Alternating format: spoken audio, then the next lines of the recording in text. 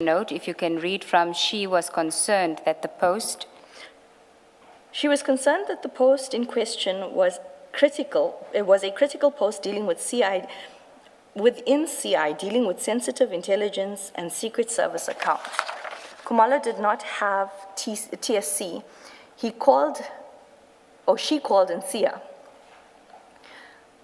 Could not get hold of her, then contacted Major General Al Govender, who indicated that the TSC is to be obtained within 6 months of appointment, if already not in possession of one.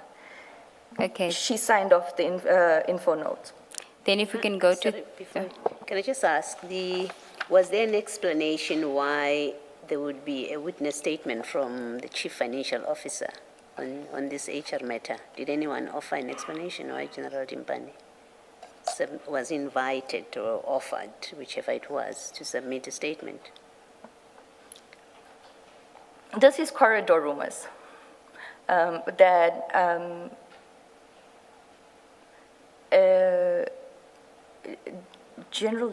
Lieutenant General Dimpani, Ms. Dimpani, was friendly with Mr. Perumal, and so she was being cooperative in the investigation. Thank you. Okay. Then if we can go to 385, and I'm looking at the A8. We're not Colonel? going to deal with the A7 because I think the A7 is the 204. Yes, correct. Yes. A8. Colonel, he's off the polygraph unit, received a request to attend to a polygraph test the next day. He merely indicated that he replied that he was available, conducted polygraph, and Khumalo passed. And then the A9. Ian Cameron, on the 2nd of April 2025, DivCom appeared before Portfolio Committee, and that he stopped questioning because there was no evidential value. However, he believes that the NATCOM deceived the committee. However, the minutes of the committee inquiry was not provided to the prosecution team.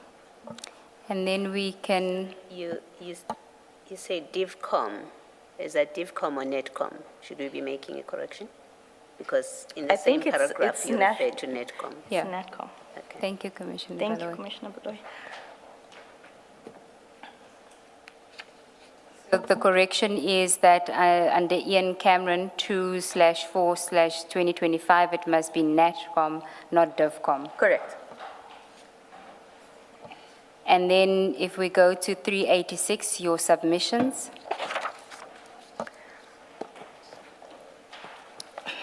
4.1. No other statements say or confirm that fast tracking is irregular or uncommon. None of the other affidavits confirm that there was manipulation of the vetting process, only that it was made a priority and sped up. A1 statement is merely hearsay. A3, Feroz Khan says that he was contacted to go and see the National Commissioner and that he was instructed to check up on the top security clearance on the upcoming Divisional Commissioner, but that was not asked to manipulate or interfere with the processes. You say Fazal Khan, you mean Feroz Khan? Yes. Correct. Because Fazal is from the IGI. And that's the surname. We were typing as fast as possible to submit. You're forgiven. That he was contacted to go and see the National Commissioner, and that he instructed him to check on the top secret security clearance on the upcoming Div Commissioner or Divisional Commissioner, but was not asked to manipulate or interfere with the processes. A3 indicates that he found the conduct of the National Commissioner to be unprofessional and improper. However, he does not elaborate on why it was improper. A3 indicates that he does not know why General Masemola appointed Khumalo in the post, as he did not have the security clearance at the time. Furthermore, Khumalo did not have senior managerial experience within crime intelligence, and that raised his concerns. Ms. Nube, are we doing, excuse me, are we doing all of them? I will tell you why. when Advocate Johnson was here, she was referred to the Public Service Commission report, and she already conceded that because Public Service Commission dealt with the same issue in 2023, IDEC should not have dealt with it. Now, because here it's 2025 and they are dealing with it, although they say there's no prima facie case, I'm just wondering what the value of still dealing with it is. You'll see when you get to the meeting of 8 July, there is a clear indication that Advocate Johnson, although she agreed with this report and their findings, that she still wanted the investigation to continue, notwithstanding that the prosecutors had said there was no prima facie case. So that is why I just want them to deal with it, because she revives it. So that's why I wanted her to deal with it. But she can just go to, I guess, the last one, which is 414 and 416, and then the conclusion. A7, despite being a 204, does not indicate any of her actions were unlawful, nor does she indicate any of the actions in the vetting process were flawed, nor does she indicate that there was any irregularities in speeding up the process. A8 does not suggest that request to set the polygraph on the next day is irregular or unusual. He merely states that when he received the request, he indicated that he was available. A10 does not indicate that the processes followed were flawed or irregular. He merely indicates that it was unusual for that person to call the applicant directly while the panel was sitting and request outstanding documents information. He merely states that they will usually reconvene after obtaining the documents. Before I move on, Commissioner Khumalo, if we take note of the listed suspects on the J50, the draft J50, there was mention of the PSC report. Mr. Perumal repeatedly indicated, because I wanted to read it and I still don't have it, Mr. Perumal repeated that Kemp lied in that report, and that's why he was supposed to be a suspect in this matter, because none of the statements even speak to Kemp. Okay, thank you. Then your conclusion? We submit, based on the above, that there's no prima facie case and no reasonable prospect of successful prosecution at this point. Signed by Advocate Schlatzwayo and myself, State Advocates, on the 2nd of July, 2025. And then I think you must just place on record that there is a version of this document that was given to Advocate Johnson, and she, in manuscript, said that she agrees with you that there's no prima facie case. Correct. And that was dated the 4th of July, yes. So the one that's in the bundle is not the one that has, and we will include that one in the bundle, where she has in manuscript that she agrees with your recommendations. Correct. She did, however, she backtracked on that agreement. Yes. And then this was, she asked you to send it to the team. So if we go to paragraph 46 of your statement, on page 22.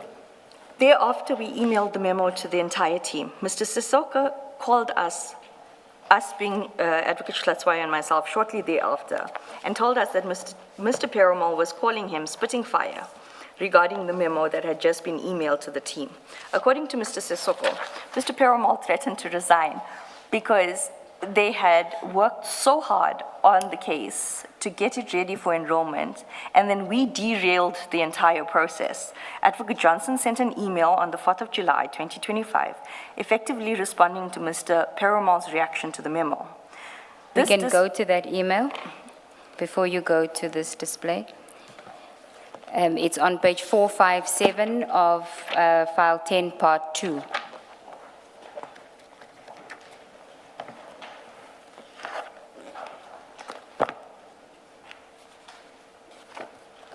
I'm sorry, which page? It's 457, Chair, of 457. file 10, part 2.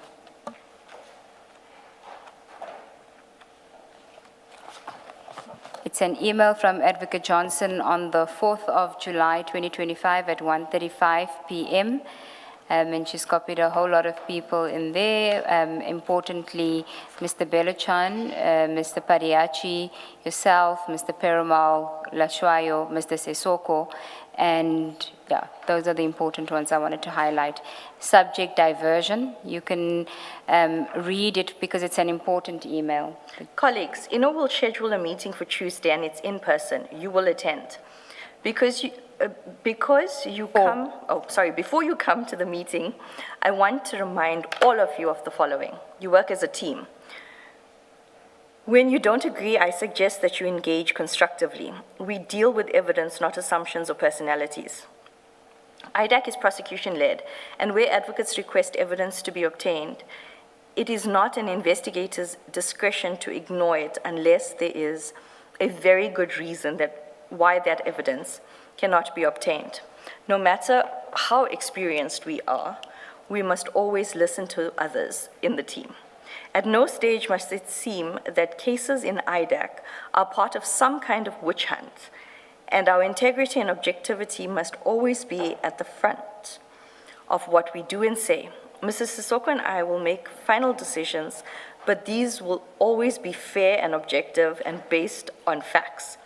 When prosecutors have to make decisions, they must apply their minds only to evidence, and that would be evidence in the docket or case file with supporting documents. It saddens me that time and again, Mr. Sissoko and I have to intervene because personalities in this team are too big for the work at hand.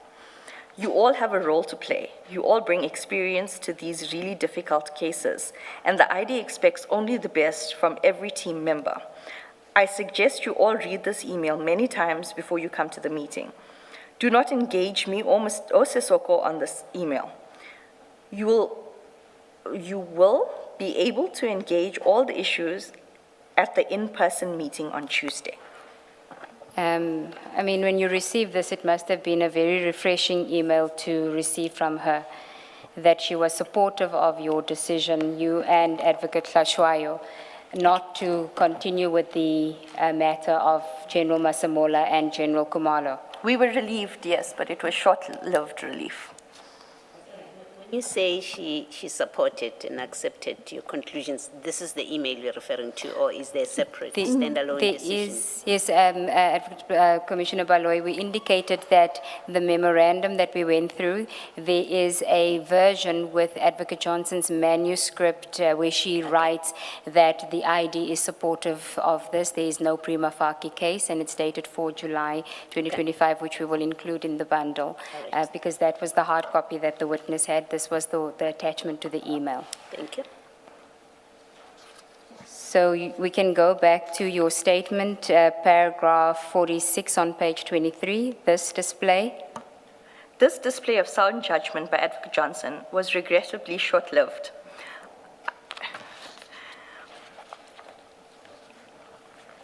I do not know why Advocate Johnson agreed with our memo.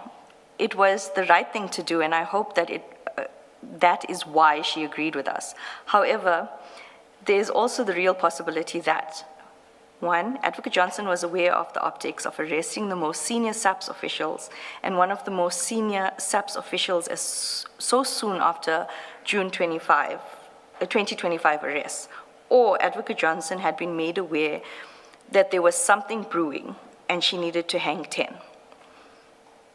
But again, it is pure speculation. When you say that something was brewing, what are you referring to? We're now on 4 July 2025. In the meeting on the 8th of July, Advocate Johnson mentioned that Wait, you're going to spoil it. Let's go to it. File 11. Page 62.